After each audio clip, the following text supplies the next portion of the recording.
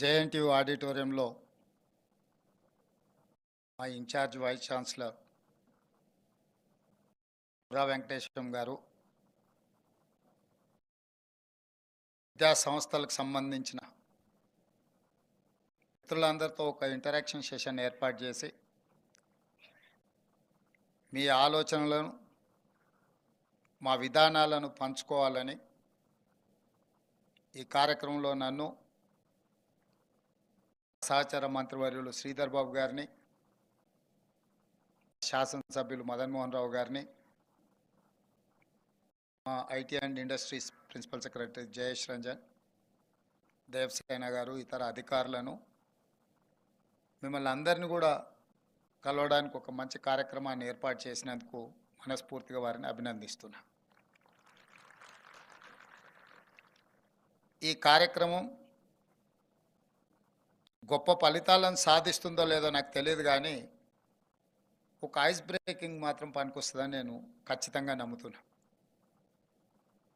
ఎందుకు అంటే ఈ జేఎన్టీయూ పరిధిలో ప్రధానంగా ఇంజనీరింగ్ కళాశాలలు నిర్వహిస్తున్న యాజమాన్యం కావచ్చు, ఆయా కాలేజీలలో పనిచేస్తున్న లెక్చరర్స్ కావచ్చు, assistant professors, associate professors, deans, ఇతర సిబ్బందికి అందరికీ కూడా తెలంగాణ రాష్ట్రంలో కొత్త ప్రభుత్వం యొక్క విధానం, ఆ విధానం వల్ల సంస్థల యాజమాన్యాలకు దాదాపుగా ప్రతి సంవత్సరం 1,00,000 మంది ఇంజనీర్లను ఉత్పత్తి చేస్తున్న, లేదా ప్రతి సంవత్సరం 1,00,000 మంది విద్యార్థులు ఇంజనీర్లుగా పట్టాలు పొంది ప్రపంచంతో పోటీ పడడానికి వస్తున్నప్పుడు ఆయా రాష్ట్ర ప్రభుత్వాల యొక్క విధానం అనేది అత్యంత కీలకం. మిత్రుడు శ్రీధర్ బాబు గారు చెప్పినట్టు గత డిసెంబర్లో మా ప్రభుత్వం ఏర్పడిన తర్వాత 100 రోజులు పూర్తి కాకముందే పార్లమెంట్ ఎన్నికలు రావడం, ఒక 100 రోజులు మళ్ళీ ఎన్నికల్లోనే మా సమయం అంతా గడిచిపోవడం, ఇప్పుడే శాసనసభ పార్లమెంట్ ఎన్నికల నుంచి ఆ ఆలోచనలు, ఆ విధానాల నుంచి బయటకు వచ్చి పరిపాలన మీద దృష్టి పెట్టి ప్రభుత్వం యొక్క విధానాలను సమాజానికి చెప్పే అవకాశం వచ్చింది. అందుకే అకాడమిక్ ఇయర్ స్టార్టింగ్లోనే మిమ్మల్ని అందరినీ కలవాలి, మీ ఆలోచనలు వినాలి, మా విధానాలను వివరించాలని ఆలోచనతో ఈ కార్యక్రమాన్ని తీసుకోవడం జరిగింది. ఇక్కడున్న చాలామందికి మేమేం అంశాలు ప్రస్తావించకపోయినా ఫీ రియంబర్స్మెంట్ విషయంలో ఈ ప్రభుత్వం విధానం ఏందని మీ మనసులో ఎక్కడో ఉన్నట్టుగా మీ మొహాలు చూస్తుంటే నాకు బాగా అనిపిస్తుంది. కారు ఎంత గొప్పదైనా అందులో ఇంధనం లేకుంటే అది షెడ్లోనే ఉంటుందని ఇంజనీర్లుగా మీకు అందరికి బాగా తెలుసు. అట్లనే ఈరోజు ప్రైవేట్లో నిర్వహిస్తున్న ఇంజనీరింగ్ కళాశాల యజమానులు, టీచింగ్ స్టాఫ్ కానీ, నాన్ టీచింగ్ స్టాఫ్ కానీ ఏఐసిటి నామ్స్ ప్రకారం ఉండాలి అని అంటే మీరు సరైన సమయంలో ఫీజు రియంబర్స్మెంట్ చేయాలి కదా అని మీరు ఆలోచన చేస్తున్నారని నేను అనుకుంటున్నా.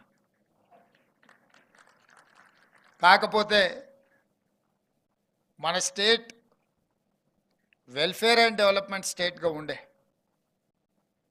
కానీ కొన్ని పరిణామాలు, కొన్ని పరిస్థితులు కంప్లీట్ వెల్ఫేర్ సైడే మనం ఇంక్లైన్ అవ్వడంతో డెవలప్మెంట్ అనేది సెకండ్ ప్యాడ్లింగ్ అయిపోయి వెల్ఫేర్ అనేది ప్రధానం అవ్వడం వల్ల కొన్ని పరిస్థితులు, కొంత ఆర్థిక భారం పెరిగిపోయింది. ఆనాడు గొప్పగా డాక్టర్ వైఎస్ రాజశేఖర రెడ్డి గారు కాంగ్రెస్ ప్రభుత్వం ఈ దేశంలోనే ప్రతి పేదవాడికి కార్పొరేట్ విద్యను అందించాలి, కార్పొరేట్ స్థాయిలో వైద్యాన్ని అందించాలన్న ఆలోచనతోనే రాజీవ్ ఆరోగ్యశ్రీ ద్వారా ప్రతి పేదవాడికి వైద్యం పట్ల ఒక అవకాశాన్ని ఇస్తూనే ప్రతి పేదవాడి బిడ్డ గొప్ప కళాశాలల్లో చదువుకోవాలి, ఆ చదువుకు అవసరమైన ఖర్చుగా భావించకుండా పెట్టుబడిగా భావించి మళ్ళీ ఉత్పత్తి సామర్థ్యాన్ని పెంచగలిగిన పెట్టుబడిగా చూస్తూ ఆనాడు Congress party doctor YS Rajasekhara Reddy గారు నిర్ణయం తీసుకొని మొట్టమొదటి దేశంలో ఫీ రియంబర్స్మెంట్ పథకాన్ని ప్రవేశపెట్టిందే కాంగ్రెస్ పార్టీ. రకరకాల పరిస్థితుల ప్రాధాన్యతలు మాడి వేల కోట్ల రూపాయలకు మీకు ప్రభుత్వం బకాయి పడ్డది. ఇప్పుడు అవి మొండి బకాయిలుగా మారి వన్ టైం సెటిల్మెంట్కి వచ్చే పరిస్థితి వచ్చింది. మీరు అందరు కలిసి ఓటీఎస్ కింద ఏమన్నా ప్రతిపాదన ఇస్తే మా శ్రీధర్ బాబు గారు ఆర్థిక మంత్రి వారికి అత్యంత సన్నిహితుడు, ఏదైనా మాట్లాడి మరి మీ సమస్యకి ఏమైనా పరిష్కారం చూపిస్తాడని నేను వారికి భావిస్తున్నా. మీ అందరి తరఫున ఆ బాధ్యతను శ్రీధర్ బాబు గారికి నేను అప్పచెప్తున్నా. అదేవిధంగా మీ మొండి బకాయిలు ఒక భాగం అయితే ఈ అకాడమిక్ ఇయర్ నుంచి ఏదైతే మీరు విద్యార్థులను చేర్చుకుంటున్నారో ఆన్ టైం పేమెంట్ చేయించాలనే పట్టుదలతోని మా ఆర్థిక శాఖకు నేను ఆదేశాలు ఇస్తా. ఈ అకాడమిక్ ఇయర్ నుంచి విద్యార్థులకు ఏదైతే ఫీ రియంబర్స్మెంట్ ఉందో ఒక్క రూపాయి కూడా బకాయి లేకుండా ఆన్ టైం మీకు ఎట్లా మీకు సహాయం చేయాలనో, ఎట్లా మిమ్మల్ని ఆదుకోవాలనో, ఎట్లా మిమ్మల్ని నిలబెట్టాలనో మా ప్రభుత్వం తప్పకుండా ప్రయత్నం చేస్తానని చెప్పి ఈ సందర్భంగా మీకు నేను తెలియజేయదలుచుకున్నా. అదేవిధంగా ఇంజనీర్ ఈ పదం చాలా గొప్పది. మ్యాన్ మేడ్ వండర్స్ని క్రియేట్ చేసింది ప్రపంచంలో ఇంజనీర్సే. That may be Charminar, that may be Statue of Liberty, that may be Eiffel Tower, లేకపోతే న్యూయార్క్ సిటీ కావచ్చు, ఇక్కడ మనం నిర్మించుకున్న హైటెక్ సిటీ కావచ్చు. ఈ ప్రపంచంలో ఒక దేశం యొక్క సింబాలిక్గా మనం రెఫరెన్స్ తీసుకునేది ఏదైనా that has been created by one engineer. ఎక్కడైనా మనం ఎక్కడికైనా వెళ్ళండి, ఆ దేశంలో ఒక గొప్పది ఉందంటే ఆ గొప్పగా ఏది మనం రెఫర్ చేస్తున్నాం ఎక్కడైనా ఇంజనీర్స్ క్రియేట్ చేసిన మ్యాన్ మేడ్ వండర్స్నే మనము ఆ దేశం యొక్క గొప్ప బుర్జ్ ఖలీఫా అయినా, దుబాయ్ అనగానే బుర్జ్ ఖలీఫా అంటాం, బుర్జ్ ఖలీఫాకు కూడా డిజైన్ చేసింది ఒక ఇంజనీరే. హైదరాబాద్ అనగానే గనిపేట్ కావచ్చు, లేకపోతే ఇక్కడ ఉన్న మూసీ రివర్ బేసిన్ మీద నిర్మించిన గొప్ప నిర్మాణాలు కావచ్చు, మోక్షగుండం విశ్వేశ్వరయ్యను మనం రెఫరెన్స్ కింద తీసుకుంటాం. అంటే ఏ దేశం యొక్క ప్రగతినైనా ఆ దేశం సాధించిన ప్రగతికి కొలబద్దగా నిలబడుతున్న మ్యాన్ మేడ్ వండర్ ఏదైనా that is established by someone who is engineer. ఇంత అద్భుతమైన నైపుణ్యం కలిగిన ప్రపంచాన్ని ఒక త్రిశంకు స్వర్గాన్ని సృష్టించగలిగిన ఇంజనీరింగ్ కాలేజీలు ఈరోజు తెలంగాణ రాష్ట్రంలో ఏ విధంగా ఉన్నాయో మనం చర్చించుకోవాల్సిన అవసరం ఉంది. ఆలోచన చేసి సరిదిద్దుకొని సవరించుకోవాల్సిన బాధ్యత మన మీద ఉన్నదని చెప్పి నేను బలంగా నమ్ముతున్నా. ఈరోజు ఇంజనీర్లు అంటే, ఇంజనీరింగ్ కాలేజీలు అంటే నిరుద్యోగులను ఉత్పత్తి చేసే కర్మాగారంగా మారకూడదు.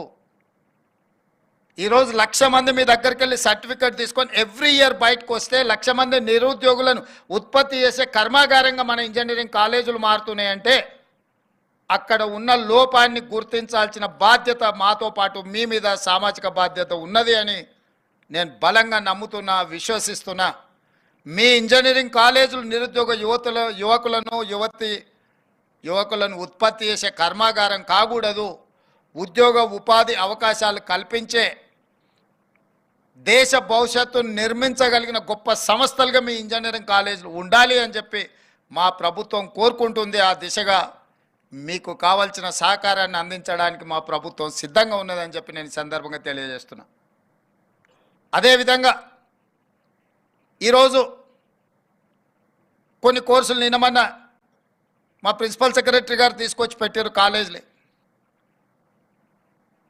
స్లైడింగ్ కానీ, అడ్మిషన్స్లో ఉన్న కొన్ని సీట్లను కానీ, ఆఫ్ క్యాంపస్ కానీ, లేకపోతే రకరకాల ప్రతిపాదనలు నా ముందు తీసుకొచ్చి పెట్టినప్పుడు తాత్కాలిక ఉద్యోగ ఉపాధి అవకాశాలకు అవసరమైన కోర్సుల మీదనే మీరు ఎక్కువ ఫోకస్డ్గా ఉన్నట్టుగా అనిపించింది తప్ప ఈ దేశ భవిష్యత్తు నిర్మాణానికి అవసరమైన ఫ్యాకల్టీస్ని కానీ అవసరమైన సబ్జెక్ట్స్ని కానీ మీరు స్లోగా అవి కనిపించకుండా కనుమరుగవుతున్నాయి. Example civil engineering. ఈ దేశము అభివృద్ధి చెందుతున్న దేశం. అభివృద్ధి చెందే దేశానికి అత్యధికంగా అవసరమైంది సివిల్ ఇంజనీర్లు. కానీ ఆ సివిల్ ఇంజనీరింగ్ కోర్సులు చాలా కాలేజీలు వాళ్ళకి శాంక్షన్ అయిన అడ్మిషన్స్ని స్లోగా కంప్యూటర్ సైన్స్కి అదర్ యాక్టివిటీస్కి షిఫ్ట్ చేసి వీటిని తగ్గించుకుంటూ పోతున్నారు. కొన్ని కాలేజీలు అయితే కంప్లీట్గా సివిల్ ఇంజనీరింగ్ను క్లోజ్ చేసే ప్రయత్నం చేస్తున్నారు. ఆ ప్రతిపాదనలు ముందుకు వచ్చినాయి. నా సూచన ఏంటంటే సివిల్ మెకానికల్ అండ్ ఎలక్ట్రికల్ ఇంజనీర్స్ని మ్యాండేట్గా మీ కాలేజీలలో నడపండి. లేకపోతే రేపు దేశము అత్యంత ప్రమాదాన్ని ఎదుర్కోబోతుంది. కేవలం ఉద్యోగాలను సృష్టించే సంస్థలుగా కాకుండా ప్రపంచానికి అవసరమైన మేధావితనాన్ని అందించే గొప్ప సంస్థలుగా మన ఇంజనీరింగ్ కాలేజీలు ఉండాలి. మీకు ఒక ఉదాహరణ నేను చెప్పదలుచుకున్నాను. ఈరోజు ఈ దేశంలోనే ప్రపంచంలోనే కోవిడ్ వచ్చినప్పుడు వ్యాక్సిన్ ఉత్పత్తి చేసే ఫార్మా కంపెనీలు ఇండియాలో 4 ఉంటే 4లో 3 తెలంగాణ హైదరాబాద్లోనే, ఓన్లీ 1 పూణేలో ఉన్నది. ఏంది దీనికి కారణం? ఎప్పుడైనా మా మిత్రులు ఆలోచన చేసినరా అని నేను అడుగుతున్నా. దీనికి కారణం 1965-70s మధ్యలో శ్రీమతి ఇందిరాగాంధీ గారు హైదరాబాద్లో ఐడిపిఎల్ని ఎస్టాబ్లిష్ చేయడం వల్ల, ఫార్మా మీద ఆరండి జరగడం వల్ల ఐడిపిఎల్లో ఉద్యోగులుగా చేరిన వాళ్ళు అక్కడ వచ్చిన ఎక్స్పీరియన్స్తో బయటికి వచ్చి, అది ఎస్ఓఎల్ కావచ్చు, రెడీ కావచ్చు, ఆల్ అదర్ ఫార్మాస్యూటికల్ సంస్థల యజమానులు ఒకప్పుడు ఐడిపిఎల్ రిలేటెడ్లో ఉద్యోగాలు చేసిన వాళ్ళు లేదా అక్కడ జరిగిన రీసెర్చ్లో భాగస్వాములు. కాబట్టి 65లోనే శ్రీమతి ఇందిరాగాంధీ గారి నేతృత్వంలో ఇక్కడ ఫార్మా రిలేటెడ్ ఇన్స్టిట్యూషన్ ఎస్టాబ్లిష్మెంట్ చేసింది. కాబట్టి ఈరోజు మనం దేశంలోనే డ్రగ్ బల్క్లో మనం మెజారిటీ మన దగ్గర నుంచి ఎక్స్పోర్ట్ అవుతున్నది. ప్రపంచానికి ఏ అవసరం ఉన్న బల్క్ డ్రగ్ రిలేటెడ్ ఇష్యూస్ ఏమైనా ఉంటే తెలంగాణ వైపు చూస్తున్నారు అని అంటే, ఆనాటి పాలకులు చాలా ముందు చూపుతో ఆలోచన చేసి హైదరాబాద్లో ఎస్టాబ్లిష్ చేసిన ఐడిపిఎల్.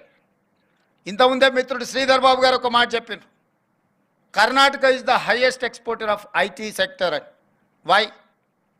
ఎస్ఎం కృష్ణ అనే ముఖ్యమంత్రి మొట్టమొదట అందరికంటే ముందు ఐటీ రంగాన్ని, ఐటీ విధానాన్ని ఆలోచన చేసి ఆ ముఖ్యమంత్రి గారు అక్కడ ఆ విధానం తీసుకొచ్చిండు. కాబట్టి ఈ రోజుకు దేశంలోనే ఐటీలో అత్యధికంగా ఎగుమతి చేసే రాష్ట్రంగా కర్ణాటక రాష్ట్రం, బెంగళూరు సిటీ వచ్చింది, ఫాలోడ్ బై తెలంగాణ.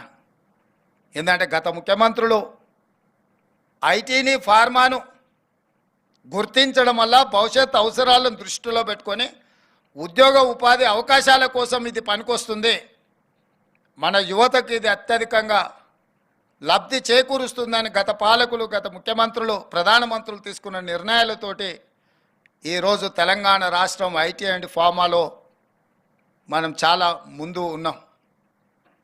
ఒక స్టడీ ప్రకారం ప్రపంచంలో ప్రతి 10 మంది ఐటీ నిపుణులల్లా 4 భారతీయులు అయితే ప్రతి 4లో ఒకడు తెలుగువాడు. అంటే ప్రపంచంలో 10 మంది ఐటీ నిపుణులు ఎత్తుకుంటే ప్రతి 10 మందిలో ఒకడు తెలుగువాడు అని అంటే, ఇక్కడి నుంచి మన కాలేజీలో మీరందరూ మీ విద్యార్థులను తయారు చేసి ప్రపంచానికి ఇచ్చిండ్రు. కాబట్టి సత్యనాదన్లలో ఈరోజు ప్రపంచంలో పెద్ద కంపెనీలకు, మల్టీనేషనల్ కంపెనీల సీఈఓలుగా మారినారు. రాబోయే 20 సంవత్సరాలలో any multinational company, you take it any company, ఆ కంపెనీలో సీఈఓలు మన దేశం వాళ్ళు. సుందర్ పిచ్చయ్య కావచ్చు, ఎవరైనా కావచ్చు, మీరు చూడండి, మన దేశంలోనో మన ప్రాంతంలోనో మన దగ్గర చదువుకున్న వాళ్ళే. మరి ఈ దిశగా ప్రపంచం అందరూ ఆశ్చర్యపోయే విధంగా ఐటీ నిపుణులను కానీ ఇతర నిపుణులను ఉత్పత్తి లేదా తయారు చేసే మనము భవిష్యత్తు యొక్క ఆలోచనలను అవసరాలను దృష్టిలో పెట్టుకొని ఈ రోజే మనకు స్వతంత్రం వస్తే ఈ రోజే ప్రపంచానికి అవసరమైన ప్రణాళికలు మనం సిద్ధం చేసుకుంటే ఈ రోజే మనం ఒక న్యూ యాక్షన్ ప్లాన్ రెడీ చేసుకుంటే ఏం చేసుకోవాలనో ఆ విధంగా ఆలోచన చేసుకొని మన సిలబస్ నుంచి చాలా వరకు మనం చెప్తున్న చదువుకి మార్కెట్లో అవసరాలకి అసలు ఎక్కడ పొంతం లేదు. నిన్న మా ప్రభుత్వం ఒక బోల్డ్ డెసిషన్ తీసుకున్నది. తెలంగాణ రాష్ట్రంలో 65 ఐటీఐలు ఉన్నాయి, ఇండస్ట్రియల్ ట్రైనింగ్ ఇన్స్టిట్యూట్స్. 20 సంవత్సరాల 30 సంవత్సరాల క్రితం ఎప్పుడో వాళ్ళకి ఏదో సిలబస్ తయారు చేస్తే ఇప్పటికి అదే చదువుకుంటున్నారు. చదువుకొని బయటకు వస్తే అసలు ఈ ప్రపంచంలో అట్లాంటి అవసరమే లేని పరిస్థితి ఉంది. చదువుకొని సర్టిఫికేట్ తీసుకొని అది ఐటీఐ కావచ్చు, పాలిటెక్నిక్ కావచ్చు, ఇంజనీరింగ్లో కూడా ఈరోజు మనం నేర్పిస్తున్న మనం చెప్తున్న చదువుకి బయట వాళ్ళు పోటీ పడే ప్రపంచానికి దేర్ ఇస్ అన్ గ్యాప్. అందుకే ఆలోచన చేసి ఈ ఐటీఐలను టాటా సన్ కన్సల్టెన్సీ వాళ్ళతోని మాట్లాడి టాటా సంస్థలతోని వాళ్ళ సిఎస్ఆర్ ఫండ్స్ని వాళ్ళతో మాట్లాడి ఐటీఐలను అన్నిటిని కూడా 65ను ఏటీసీ అడ్వాన్స్డ్ టెక్నాలజీ సెంటర్స్ కింద మార్చి ఈరోజు 2400 కోట్ల రూపాయలతోటి 86% from Tata, only 14% from Telangana government matching grant ఇచ్చి ఈరోజు 65 ఐటీఐలను అడ్వాన్స్డ్ టెక్నాలజీ సెంటర్లుగా మన పైలట్ ప్రాజెక్ట్ కింద మల్లెపల్లిలో పెడితేనే అక్కడికి వెళ్తే ఐ వాజ్ వండర్. రోబోస్ పెట్టిండ్రు అక్కడ, different printing technology, different technology, machinery ఎట్లుంది అని అంటే అసలు నేను ఎప్పుడు చూడలే అట్లాంటి అద్భుతమైన ఎక్విప్మెంట్ని, ట్రైనింగ్ ఇన్స్ట్రక్టర్స్ని, మొత్తం వ్యవస్థను టాటా వాళ్ళు అక్కడ ఎస్టాబ్లిష్మెంట్ చేసి చూపించారు. ప్రతి ఐటీఐలో వాటన్నిటిని కూడా పెట్టబోతున్నాము. అత్యంత ఆధునిక యంత్రాంగం మీద విధానాలను, కంప్యూటరైజ్డ్ సిస్టమ్ని ఎస్టాబ్లిష్ చేసి ఐటీఐలలో చేరే వాళ్ళకి వాళ్ళు ట్రైనింగ్ ఇచ్చి పంపించే ఒక విధానాన్ని తీసుకుని ఒక చిన్న ఐడియా టాటా వాళ్ళతో మాట్లాడి వాళ్ళ సిఎస్ఆర్ ఫండ్స్ నుంచి పెట్టుబడి పెట్టించి నేను డావోస్ పోయినప్పుడు ఆ టాటా సన్స్ చంద్రశేఖరన్ కలిస్తే వారితో మాట్లాడిన సందర్భంగా సమాజంలో ఉన్న సమస్య మీద మాట్లాడినప్పుడు ఇది ఒక ఆలోచన వచ్చి ఆ టాటా వాళ్ళతో టైఅప్ చేస్తే ఈరోజు చాలామంది నిరుద్యోగులు మిడిల్ ఈస్ట్ కంట్రీలకు పోయే వాళ్లకు, పర్టికులర్ ఉత్తర తెలంగాణ జగిత్యాల, కోరుట్ల, కరీంనగర్ ప్రాంతం నుంచి మిడిల్ ఈస్ట్ కంట్రీస్కి వెళ్ళి ఉద్యోగాలకు అక్కడ పోయి బాండెడ్ లేబర్గా మారిపోతున్నారు. ఈరోజు మన దగ్గర కూడా కన్స్ట్రక్షన్ సైడ్ నేను చూస్తున్నా, కన్స్ట్రక్షన్లో వర్క్ చేసే లేబర్ కావచ్చు, కన్స్ట్రక్షన్ సైడ్లో ఉండే టెక్నీషియన్స్ కావచ్చు, మన వాళ్ళు ఎవ్వరు లేరు. బీహార్ నుంచి వచ్చిన వాళ్ళు, ఒడిశా నుంచి వచ్చిన వాళ్ళు, లేదా బెంగాల్ నుంచి వచ్చిన వాళ్ళు కనిపిస్తుండ్రు. పోని మన దగ్గర నిరుద్యోగ సమస్య లేదా అంటే తెలంగాణ పబ్లిక్ సర్వీస్ కమిషన్లో నమోదు చేసుకున్న వాళ్ళు 30 లక్షల మంది ఉన్నారు, నమోదు చేయకుండా ఉన్న వాళ్ళు ఇంకొక 30 లక్షల మంది ఉన్నారు. 60 లక్షల మంది నిరుద్యోగులు ఉన్న తెలంగాణ రాష్ట్రంలో ఇక్కడ ఉపాధి అవకాశాలు పక్క రాష్ట్రాల నుంచి వచ్చి పొందుతున్నారంటే ఎక్కడో ఒక గ్యాప్ ఉంది. ఆ గ్యాప్ ఏందనేది ఈరోజు ఇక్కడ కూర్చున్న మీరందరూ మనమందరం ఆలోచన చేయాలి. ఆ గ్యాప్ని మనం ఫిలప్ చేయకపోతే భవిష్యత్ తరాలకు అన్యాయం జరుగుతుంది. తెలంగాణ రాష్ట్రంలో ఉన్న యువత నిర్వీర్యం అవుతారు. అందుకే ఈరోజు మీ అందరికీ నా విజ్ఞప్తి ఒకటే, ఇప్పుడు గ్లోబల్ సమ్మిట్ ఆర్టిఫిషియల్ ఇంటెలిజెన్స్ మీద మనం మాట్లాడుకున్నాం. నేనేం పెద్ద ఇంజనీర్ని కాదు, పెద్ద మేధావిని కాదు. కాకపోతే భవిష్యత్ అవసరాల గురించి మేధావులు చెప్పినప్పుడు విన్న దాంట్లో ఒక లాజిక్ని కనెక్ట్ అయితే ఆ లాజిక్తోని మనం ముందుకు వెళ్ళడానికి పొలిటికల్ ఎగ్జిక్యూటివ్ డెసిషన్ తీసుకోవడమే మా బాధ్యత. ఈరోజు ఫామ్ అయిన ఐటీ తర్వాత ఆర్టిఫిషియల్ ఇంటెలిజెన్స్ అనేది దేశాన్ని, ప్రపంచాన్ని నడిపించబోతుంది. ఆ అవసరాలను గుర్తించి ఇండియాలో లీడ్ పార్ట్నర్గా ఆర్టిఫిషియల్ ఇంటెలిజెన్స్లో తెలంగాణ రాష్ట్రం ఉండాలన్న ఆలోచనతోని మీ దగ్గర చదువుకుంటున్న విద్యార్థులను ఆర్టిఫిషియల్ ఇంటెలిజెన్స్ వైపు మీరు వాళ్ళకి ఆ కోర్సులు కావాల్సిన విధానాన్ని మీరు తీసుకొని ముందుకు రండి. దానికి సంబంధించి మా ప్రభుత్వం ఒక స్పష్టమైన విధానంతో మిమ్మల్ని ప్రోత్సహించడానికి సిద్ధంగా ఉన్నదని చెప్పి నేను చెప్పదలుచుకున్నాను. అదేవిధంగా skilled or semi skilled labour కూడా మన దగ్గర లేరు. ఇంజనీరింగ్ చదువుకొని బయటకు వస్తే పట్టా ఉంటుంది కానీ పనితనంలో చాలా బాధాకరంగా పరిస్థితులు ఉన్నాయి. అందుకే ఈరోజు మా ప్రభుత్వం ఆలోచన చేసి ఎస్కీలో మనము స్కిల్ డెవలప్మెంట్ యూనివర్సిటీని ఒక కొత్త యూనివర్సిటీని ఇంట్రడ్యూస్ చేసి తొందరలోనే ఆ యూనివర్సిటీని మనం స్టార్ట్ చేస్తున్నాం. Already government has initiated that process like ISB. ప్రభుత్వం ఏదో నిధులు ఇచ్చి ప్రభుత్వమే సిలబస్ను డిసైడ్ చేస్తే ప్రభుత్వంలో సిలబస్ ఏది కావాలని మా దగ్గరకు వచ్చి అది అప్రూవల్ మళ్ళీ కిందికి పోయే వరకు 4 ఏళ్ళు అయింది. 4 ఏళ్లలో మేము అప్రూవల్ ఇచ్చిన సిలబస్ అవుట్డేటెడ్ అయిపోతే దాని గురించి మాట్లాడే వాళ్ళు కూడా ఉండరు. అందుకే కరికులం నుంచి ప్రతిదీ ఐఎస్బికి ఒక మేనేజ్మెంట్ ఎట్లయితే ఉందో దాని అవసరాలను బట్టి ప్రపంచంతో పోటీ పడే విధంగా వాళ్ళు ఎట్లా నిర్వహించుకోవడానికి ఇచ్చినామో అటానమస్గా స్కిల్ డెవలప్మెంట్ యూనివర్సిటీ కూడా అట్లా అటానమస్ స్టేటస్ ఇచ్చి ప్రతిదీ వాళ్ళే నిర్వహించుకునే విధంగా ఏర్పాటు చేయాలి అని చెప్పి ఈరోజు మేము నిర్ణయం తీసుకున్నాము. ఆల్రెడీ ఆ దిశగా ప్రభుత్వం ప్రణాళికలు సిద్ధం చేసి వాళ్ళకి చెప్పింది. అందులో ముఖ్యంగా ఫార్మసైడ్ ఉన్న ఇండస్ట్రియలిస్టులను అదేవిధంగా ఐఎస్బిలో ఆల్రెడీ పార్తయ ఎడ్యుకేషనల్ ఇన్స్టిట్యూట్స్ రన్ చేస్తున్న వాళ్ళందరినీ కూడా పిలిపించి కూర్చోబెట్టి మాట్లాడడం జరిగింది.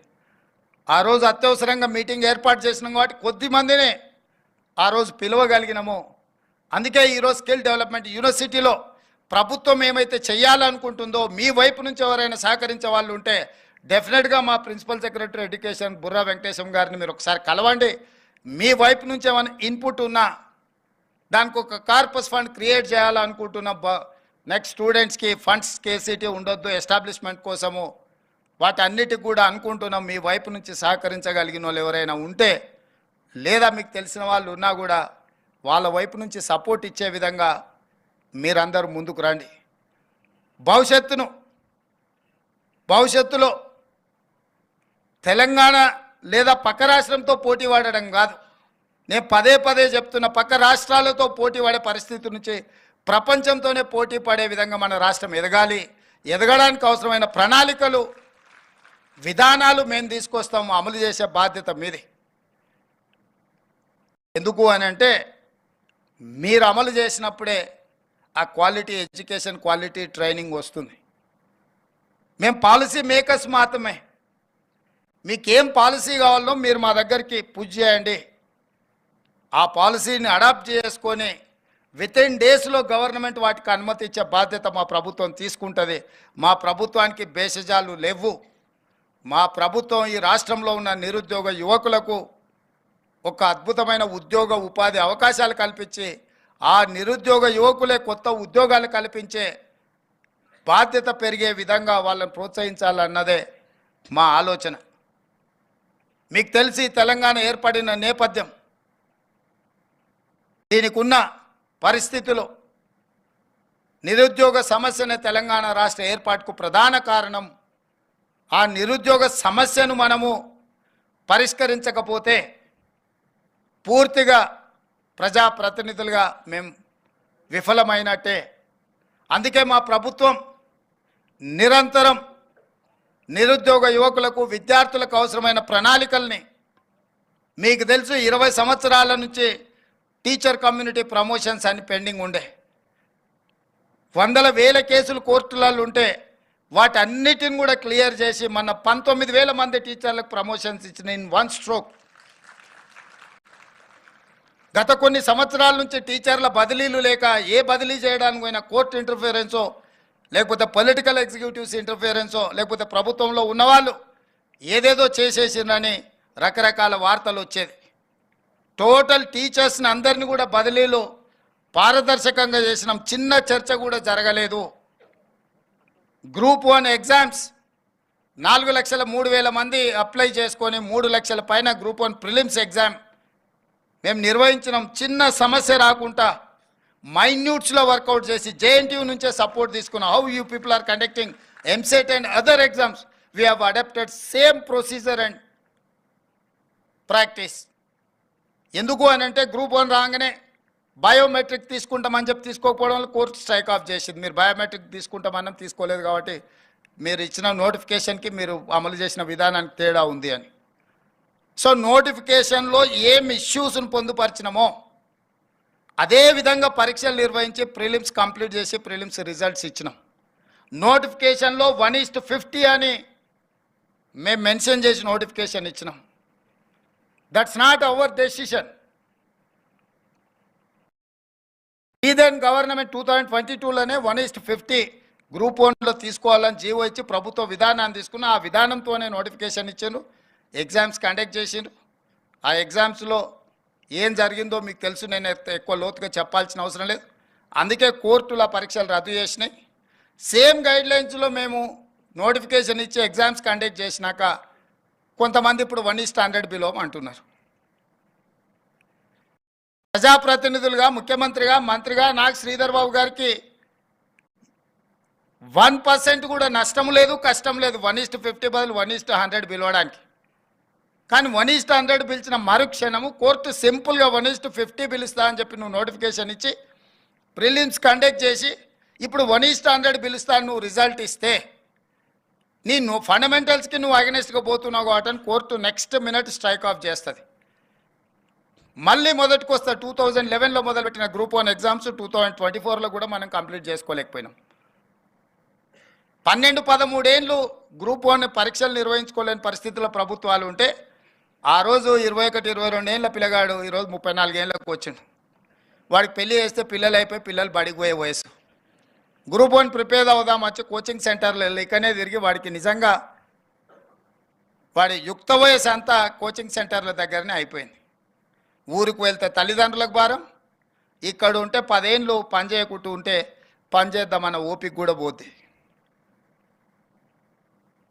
వీటన్నిటిని దృష్టిలో పెట్టుకొని క్రిస్టల్ క్లియర్గా నోటిఫికేషన్ ఏమి ఇచ్చినామో దాని ప్రకారమే పరీక్షలు నిర్వహించాలని ముందుకెళ్తున్నాము. కొంతమంది అనుకోవచ్చు ఏమైంది వీళ్ళకు 1:100 పిలిస్తే 1:50 లాగా అన్ని ఏర్పాట్లు అయిపోయినాయి. మీకు తెలుసు జేఎన్టీయూ పర్టికులర్గా ఎంతమంది స్టూడెంట్స్ ఉన్నారు, ఎన్ని హాల్ టికెట్లు ఇవ్వాలి, ఎన్ని సెంటర్లలో ఎగ్జామ్స్ నిర్వహించాలి, ఎన్ని బయోమెట్రిక్ ఎక్విప్మెంట్ ఉండాలి, ఎవరు ట్రైన్ చేయాలి, ఎవరు వెళ్ళాలి, ఎవరు మీకు ఇన్విజిలేటర్స్కి ఉండాలి, ఒక వ్యవస్థ ఏర్పాటు చేసుకున్నాక సడన్గా దాన్ని నెక్స్ట్ లెవెల్లో నెక్స్ట్ విధానం మార్చుకుంటే మళ్ళీ అదంతా సమకూర్చుకోవడానికి ఎంత సమయం పడుతుంది, ఎట్లా విద్యార్థుల యొక్క జీవితాలతోనే మన విధానాలు దుందుడుకుగా మార్చుకుంటే ఎంత ప్రభావం చూపిస్తుందో ఇది ఆలోచన చేయాలి. ఎందుకు మీతో నేను పంచుకుంటున్నా అంటే లక్షల మంది విద్యార్థులు మీతోనే ప్రత్యక్ష సంబంధాలు ఉంటారు. ప్రభుత్వాలకు పోయేది ఏం లేదు. మళ్ళోసారి ఏది పోస్ట్ పోన్ చేసినా 10 ఏళ్ళు మనము అంతకుముందు కొట్లాడింది తెలంగాణ కోసం, ఉద్యోగాల కోసమే. తెలంగాణ వచ్చినాక ఉద్యోగాలు భర్తీ చేయట్లేదని కొట్లాడింది మనమే. ఇవాళ ప్రభుత్వం ఒక క్యాలెండర్ డేట్స్ ప్రకారం గ్రూప్ 1 కానీ, డిఎస్సి కానీ, గ్రూప్ 2 కానీ, గ్రూప్ 3 కానీ పక్కడబందిగా ఒకదానికొకటి ఇబ్బంది జరగకుండా ఒక ప్రణాళికబద్ధంగా పరీక్షలు నిర్వహిస్తుంటే ఇప్పుడు ఆశ్చర్యకరంగా పరీక్షలు వాయిదా వేయండి అని కొట్లాడుతున్నారు. ఇంతకాలం 10 ఏళ్ళు మనం కొట్లాడింది పరీక్షలు పెట్టండి, పరీక్షలు పెడతారా లేదా మేము ముదిరిపోతున్నాం. బెండకాయ ముదిరిపోయిన పిల్లగానికి వయసు మీద పడ్డ దేనికి పనికి రాకుండా పోతాడని ఇంతకాలం కొట్లాడి ఇప్పుడంటూ లేదు నువ్వు వాయిదా లేయని.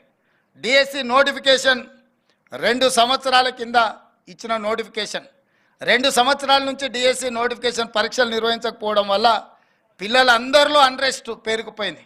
2 ఏళ్ళ నుంచి వాళ్ళు డిఎస్సి కోసం ప్రిపేర్ అవుతున్నారు. ఇప్పుడు నేను డిఎస్సి ఫలానా డేట్ నాడు పెడతా అంటే లేదు మాకు చదువుకోవడానికి సమయం కావాలి, దాన్ని కూడా కొంచెం వాయిదా అయ్యింది అంటారు. అరే రామ, 10 ఏళ్ళు నోటిఫికేషన్ రాలేదన్నారు, 2 ఏళ్ళ కింద డిఎస్సి నోటిఫికేషన్ వచ్చింది, 2 ఏళ్ళ నుంచి వాయిదాలు పడతానే వచ్చింది. ఈ 2 ఏళ్ళలో పిల్లలు చదువుకోలేదా? మళ్ళీ ఇప్పుడు వాయిదా వేస్తే అదనంగా చదువుకునేది మేమేం సిలబస్ మార్చలేదే, పరీక్ష విధానాన్ని మార్చలేదే మీరు నేర్చుకోవడానికి. అంటే కేవలం కొన్ని రాజకీయ శక్తులు, కొన్ని కోచింగ్ సెంటర్ల యజమానులు ఆన్ టైంలో పరీక్షలు అయిపోతే నష్టం జరిగేది రాజకీయ నిరుద్యోగులకు, ఎస్టాబ్లిష్ చేసుకున్న కోచింగ్ సెంటర్లకు. ఎందుకంటే ఏ పరీక్షలు ఆ పరీక్షలు అయిపోతే పిల్లలు ఈ ఉద్యోగం రాకపోతే వాడు ఇంకో దానికి వెళ్ళిపోతాడు ఆటోమేటిక్గా. ఊర్లో పోయి వ్యవసాయం చేసుకుంటాడు, ఇతర ఉద్యోగాలకు పోవాలనుకున్న వాళ్ళు ఇతర ఉద్యోగాలకు పోతారు. డిఎస్సి రాస్తే ఒకవేళ గవర్నమెంట్ టీచర్ ఉద్యోగం రాకపోతే ప్రైవేట్ స్కూల్లోనైనా జాయిన్ అవుతాడు. ఇతర బాధ్యతలు, ఇతర ఉద్యోగ ఉపాధి అవకాశాలు చూసుకుంటే నష్టపోయేది ఎవరయ్యా అంటే ఈ లక్షలాది మంది నిరుద్యోగుల ప్రాతిపదికన కోచింగ్ సెంటర్లు పెట్టుకున్న వాళ్ళకి నష్టం. కోచింగ్ సెంటర్ యజమాని ఆమరణ నిరాహార దీక్ష చేస్తా అంటున్నారు పరీక్షలు వాయిదా వేయమని. నేను అడిగిన ఆయన హాల్ టికెట్ ఏముందో తీయరా, దేనికి రాసిండో పాపం మాట్లాడదామని. లేదు సార్, ఆయన కోచింగ్ సెంటర్ ఉంది, ఆయనకు 2 నెలలు పోస్ట్ పోన్ చేస్తే డిఎస్సి 100 కోట్లు లాభం వస్తుందంట, 2 నెలలు ఆయనకు 100 కోట్ల ఆదాయాన్ని మీరు దెబ్బతీసారట అని ఒక్క ఆయన గురించే చెప్పారు. ఇంకొక ఆయన దీక్షకు కూర్చున్నాడు. ఏందే ఆయన మన పార్టీలో ఉండే మనటి వరకు ఆయనేం పరీక్షలు రాస్తున్నాయనంటే, నువ్వు పార్టీలో ఏం ఉద్యోగం ఇవ్వలేదంటే సార్, ఇప్పుడు నిన్ను గిల్లడమే ఆయన పైన అంటే, అందుకే ఆయన దీక్షకు కూర్చున్నాడు సార్ అన్నాడు. ఇంకో పిల్లగాడు కూర్చున్నాడు, గాంధీ హాస్పిటల్లో చేరాడు. అరే పాపం, నాకు తెలిసినోడే పిల్లగానికి ఏమన్నా కానీ ఏం పరీక్ష రాస్తుండే, అవసరం అయితే స్పెషల్ కోచింగ్ అని ఇప్పిద్దామంటే ఆయన ఏం పరీక్ష రాస్తున్నాడు సార్, ఆయనకు లీడర్ చెప్పినట్టు నువ్వు చేస్తే బాగా పేరు వస్తుంది, నీకు నేను చూసుకుంటా పో అని. నిన్న మన 3 దీక్ష చేస్తే 3 గురించి వివరాలు తెప్పించినాను. ఆ 3లో ఏ ఒక్కడు కూడా ఏ పరీక్ష రాస్తలేడు. ఏ పరీక్షలు రాయనోడు, ఏ ఉద్యోగానికి పోటీ పడనోడు నిర్వహిస్తున్న పరీక్షల్ని వాయిదాలు వేయండి అని చెప్పి దీక్షలు చేస్తారు. ఇది ఒక విచిత్రమైన పరిస్థితి. అదేవిధంగా జాబ్ క్యాలెండర్ ప్రకారం జాబ్ క్యాలెండర్ రేపు అసెంబ్లీలో డిక్లేర్ చేస్తా అని చెప్పిన. ఇంతకుముందు 10 ఏళ్ళు ఏ పొజిషన్లో అయినా, గ్రూప్ 4 కావచ్చు, గ్రూప్ 3 కావచ్చు, గ్రూప్ 2 కావచ్చు, గ్రూప్ 1 కావచ్చు, ఆర్ అదర్ డిఎస్సి కావచ్చు, పారామెడికల్ కావచ్చు, గురుకుల్ కావచ్చు, లేకపోతే పోలీస్, దాంట్లో ఎప్పుడు ఉద్యోగ నోటిఫికేషన్లు వస్తాయో, ఎప్పుడు నియామకాలు జరుగుతాయో తెలియదు. ఎవ్రీ ఇయర్ మార్చి 31 లోపల అన్ని శాఖలలో ఉండే ఖాళీలను తెప్పించి జూన్ 2 లోపల నోటిఫికేషన్లు ఇచ్చి డిసెంబర్ 9 లోపల సంవత్సరంలో ఉండే ఖాళీలను అన్ని భర్తీ చేయడానికి జాబ్ క్యాలెండర్ని తీసుకొస్తున్నాం, దాని చట్టబద్ధత చేస్తున్నాం. ఎవ్రీ ఇయర్ ఎందుకు మీకు యూపీఎస్సీ రిజల్ట్స్ వస్తాయి, ఐఏఎస్, ఐపీఎస్, ఐఎఫ్ఎస్, ఐఆర్ఎస్ ఏవైతే సివిల్ సర్వెంట్స్ ఉద్యోగాలు ఉన్నాయో అన్ని ఖాళీలు ప్రతి సంవత్సరం క్రమ పద్ధతిలో తెప్పించి క్రోడీకరించి క్యాలెండర్ డేట్స్ ప్రకారం ఆటోమేటిక్గా పరీక్షలు నిర్వహించేటట్టు ఉద్యోగాలు ఇచ్చి ఒక సిస్టమ్ డెవలప్ అయింది యూపీఎస్సీ. నేనే స్వయంగా యూపీఎస్సీ చైర్మన్ దగ్గర పోయి 4 గంటలు కూర్చొని మా అధికారులను తీసుకెళ్ళి కూర్చొని, మీరు ఎక్కడ కూడా చిన్న ఆరోపణ లేకుండా ప్రతి సంవత్సరం ఏ విధంగా మీరు పరీక్షలు నిర్వహిస్తున్నారు, ఇన్ని లక్షలాది మందితో పరీక్షలు చేసినా కూడా మీకు ఎందుకు ఎలాంటి ఆరోపణలు లేకుండా ప్రతి సంవత్సరం మీరు పరీక్షలు నిర్వహించగలుగుతున్నారు అంటే, వాళ్ళు క్లియర్గా అటానమస్గా వాళ్ళు పనిచేస్తున్నారు, పొలిటికల్ ఇన్ఫ్లుయెన్స్ లేకుండా. చిన్న ఆ ఉద్యోగిలో డెప్యుటేషన్ మీద తీసుకున్న ఉద్యోగి మీద చిన్న అనుమానం వచ్చినా next minute they are surrendering that employee. కానీ పబ్లిక్ సర్వీస్ కమిషన్లో లక్షలాది ఉద్యోగాలు ఇచ్చే పబ్లిక్ సర్వీస్ కమిషన్లో మొత్తం అవుట్సోర్సింగ్ వాళ్ళని తీసుకొచ్చి పెట్టారు. వాడికే ఉద్యోగం లేక అవుట్సోర్సింగ్ వస్తే వాడు గ్రూప్ 1 ఉద్యోగాలను నియమించే బాధ్యత వాడి కంప్యూటర్స్ మొత్తం అంతా వాడికి అప్పచెప్తే వాళ్ళు ఏం చేస్తారు, ఎట్లా చేస్తారు? నియమించిన పబ్లిక్ సర్వీస్ కమిషన్ మెంబర్లను మీరు చూడండి. ఒక ఆయన ఆర్ఎంపీ డాక్టరే. ఆర్ఎంపీ డాక్టర్ అంటే గ్రూప్ 1 ఉద్యోగిని ఇంటర్వ్యూ చేసి డిసైడ్ చేస్తాడంట.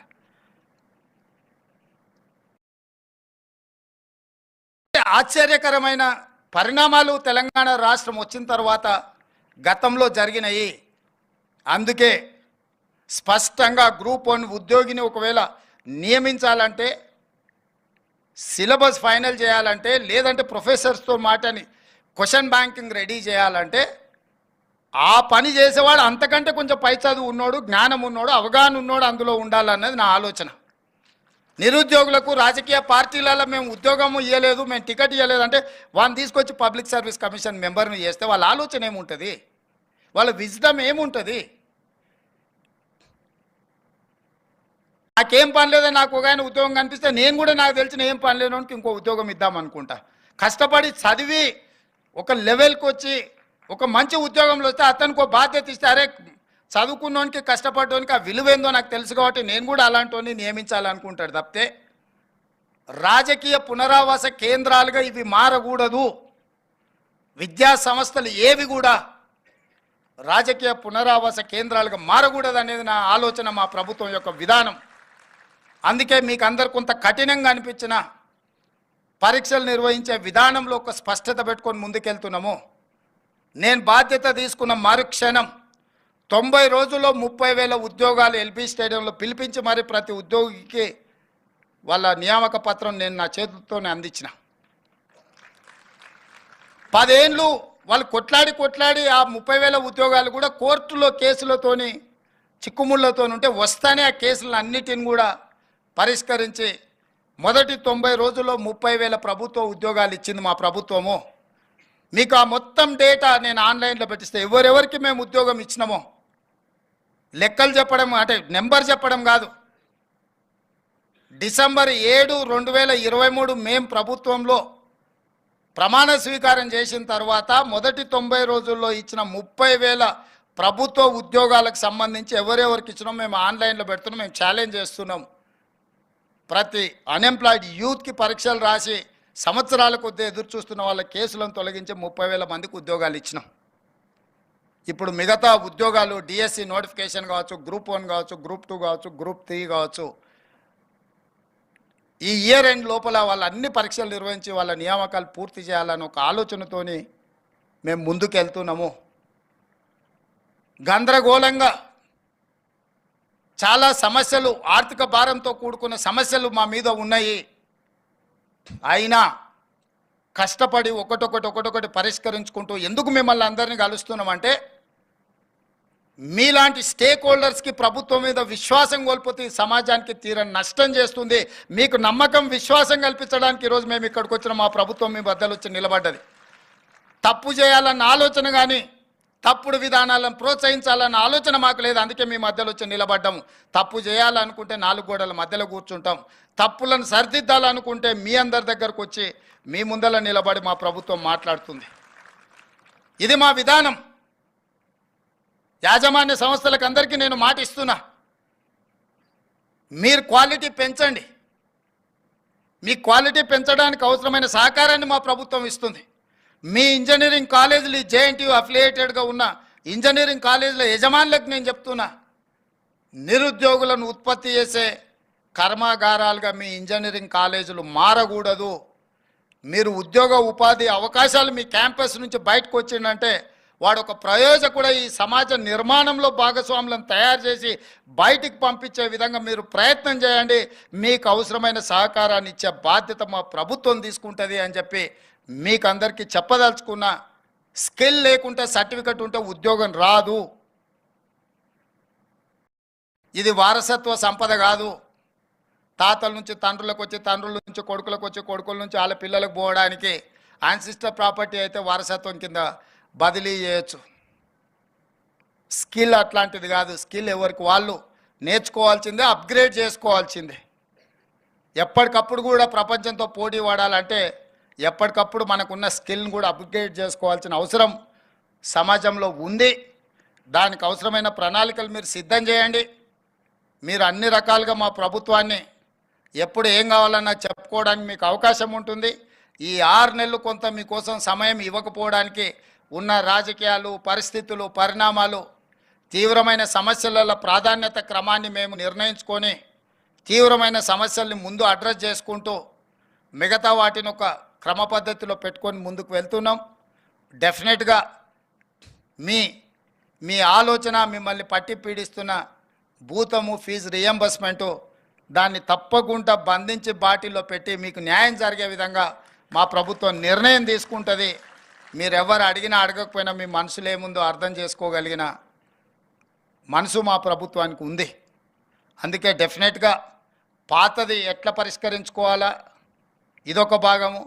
భవిష్యత్తులో మీకు ఇబ్బంది జరగకుండా ఏ అకాడమిక్ ఇయర్ దా ఇయర్ 100% క్లియర్ చేయడానికి ఏం చేయాలనో ద్విముఖ వ్యూహంతో మా ప్రభుత్వం ముందుకు వస్తుంది. డెఫినెట్గా మీ సమస్యల్ని పరిష్కరిస్తుందని తెలియజేస్తూ మీ అందరి దగ్గర సెలవు తీసుకుంటున్న ధన్యవాదాలు.